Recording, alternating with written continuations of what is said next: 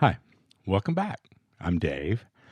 So this is going to be just a play along together thing here today.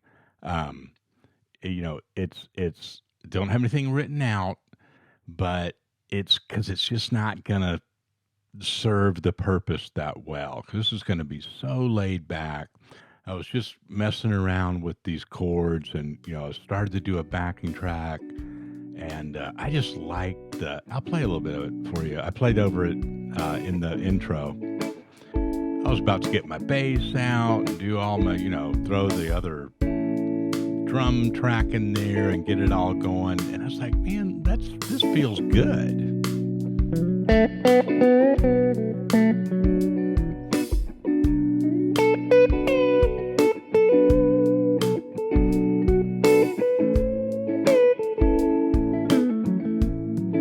It just, sometimes, I didn't want to like lose the vibe of that. It's nothing special, but like if it's working, we're already there. So for me, that just had a kind of a mood, a feeling to it. And there wasn't a lot of other distractions and things to kind of keep up with. And, you can hear the change so distinctively. And so it really caused me to just like let that track play and kind of, really care about each note that I was playing. And that's kind of the message, I guess, today. But the application here, like, what are we going to do with this? I'm going to show you a couple things. It's going to be theory based. There's going to be some ideas that will kind of,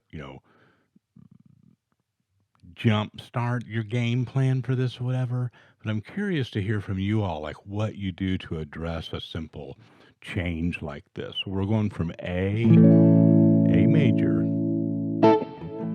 Just a couple slow measures. B minor. I guess I'm staying up there for a while. Right.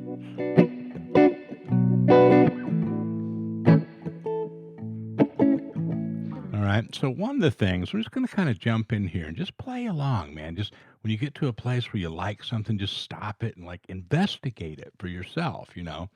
So the main thing that's going on here is just an A major scale, right? Kind of where the main melody is coming from, and then a lot of A major pentatonic, right? So let's just see what happens if we kind of plug in with that. I don't really know where I am in the.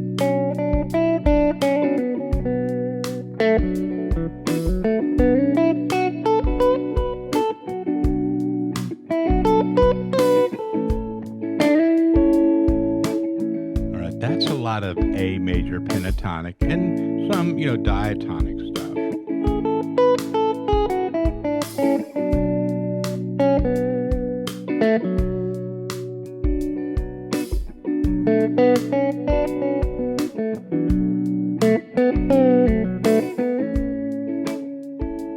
All right. So what am I doing, so far? Okay. Well, really, without getting tedious about it, stay in the moment with this today, right? Get those scales under your finger.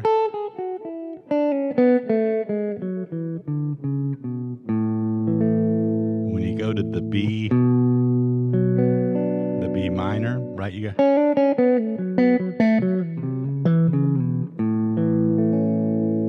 Just kind of get a back and forth vibe going with those two. I'm using the same bucket of notes, right? I'm using a little bit more of the major pentatonic stuff of the A when I'm on the A, right? Because I'll tend to like feature that root more. And then, when I make those faces and stuff, right, it's because I like that note. It's a chord tone. And I think I went to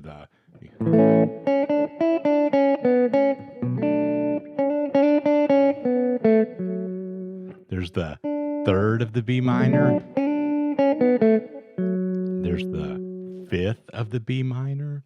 So sometimes I'll aim for a chord tone like at the beginning of the measure, right on the downbeat of the change, but then kind of like walk it up or down to the next chord tone or triad tones. Sounds kind of like this. Again, every time I turn this on, I could be anywhere in that loop. Here's the third of A.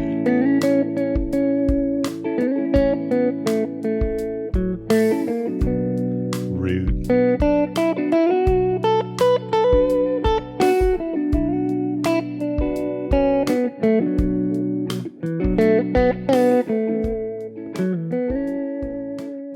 Now see, that's it's like there's one little face and then there's like the extra face, right? It's when I'll hit a chord tone and then I'll swoop up, or move down to another one. And these licks are just really nice, simple ways of achieving that sound, right? If I come in on the downbeat, let's say we're still on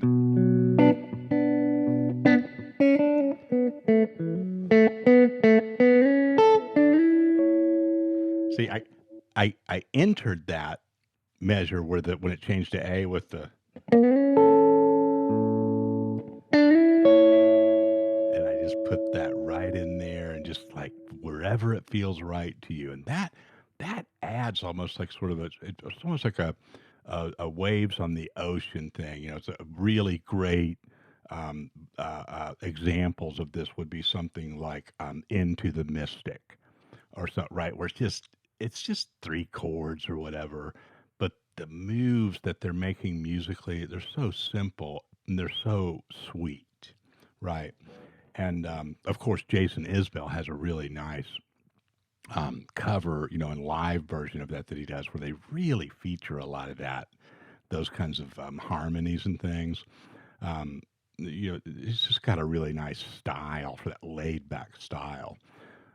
Just kind of reminded me of it as we were going here. So one of the other things I wanted to mention was how you can get a little bit deeper into the game plan with some relative major and minor ideas. Okay. So when we go to that B minor,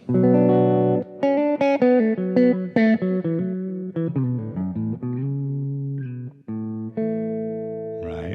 So like the minor two chord in that A major, and it's relative major. If we kind of think outside the box here a little bit, and don't try to account for every little thing about the key and all of that, but just generally speaking, if you've got a relative major for a minor chord like that,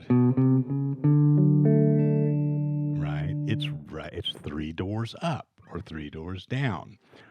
In this case, we're going to go up to D, and in the key of A, which we're playing in, that would be a major 4 triad, and also have a major 7 in it. And that's going to sound cool. Now I'm going to demonstrate this so you can hear something musical. Then, talk about the analysis or whatever, not the other way around. Right? Talking about chord tones is not near as fun as playing chord tones. So here's what it looks like, or sounds like, more importantly.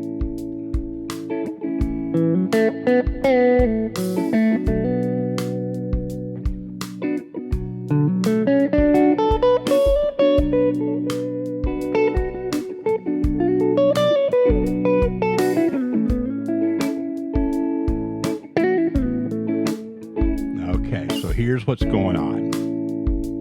A,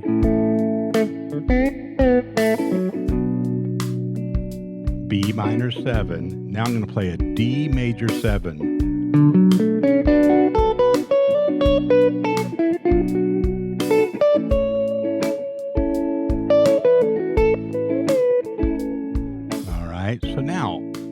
you know, maybe it's just me, but if you like the sound of those notes and some of those ones that landed right in those changes, um, and I didn't really play. I actually played that. Went to the. I played the B minor in the first part of it because there's several measures there for that chord. But then somewhere in the midst of that, I did a D major 7 arpeggio. You could also go, and it landed. The one that really you know, made me make the face this time was that one. It's when you're going up, it's that major 7 of the D, but it's the 9 of that B minor.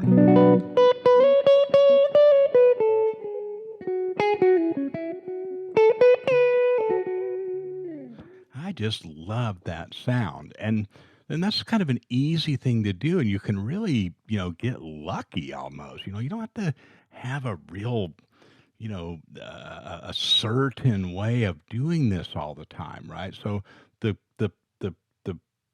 what happened there was I just plugged in to a D major 7.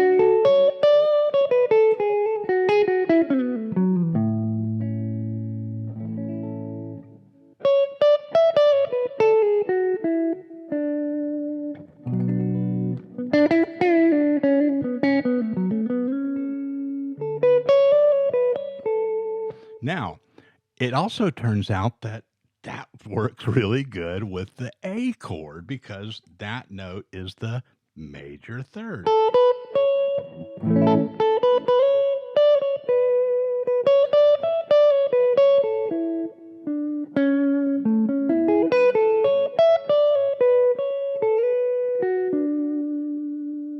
Right? So you got, some triad business going on here. Um, A major 7, right? Because we don't have a flatted 7 on this one. On the B minor, you can, right? Because that note is the A, the tonic of the 1 chord, our home key. But mess around with that D major arpeggio in there and see if you don't just stumble on some of those real sparkly notes. Um, like I said, nothing supplemental on this one, um, because that game plan that we just worked through right there, it will take you somewhere, and I'm just really curious where that is for you, right? A major scale, A major pentatonic, um, and then over the B minor, mess around with that D major 7 arpeggio, and it's just going to add some extra extensions to those triads sort of automatically. There's a little bit of magic in there if you poke around enough. Appreciate you, all of the support. We're just having a good time on here, and I just get really good feedback, and hopefully we'll have more folks come over here and join us, and we'll just keep on twanging, man. Let me know how it goes. See you next time.